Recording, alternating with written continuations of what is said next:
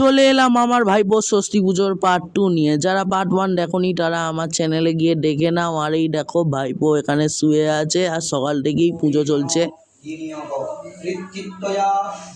আর পুজোর পরেই বৌদি একটা মজার কাণ্ড ঘটিয়েছে।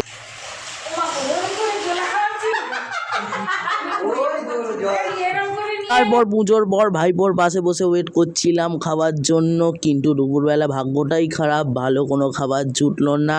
কিন্তু ওপরে গিয়ে দেখি এলাই আয়োজন চলছে রাত্রের জন্য। আর আজকে আকাশের অবস্থাটাও তেমন ভালো নয়, বৃষ্টি হবে মনে হচ্ছে। তারপর ভাইপোর কাছে কিছুক্ষণ বসে একটু বাইরে বেরোলাম, আর বাইরে বেরিয়ে দেখলাম মামার বাড়ির শিব মন্দিরে প্রসাদ দিচ্ছে, তাই জন্য আমিও এক পাটা নিয়ে নিলাম। তোমরা কারা ভোগের প্রসাদ খেতে ভালোবাসো কমেন্ট করে জানিও। আর এদিকে রান্নাও শুরু হয়ে গেছে আর বৃষ্টিও শুরু হয়ে গেছে।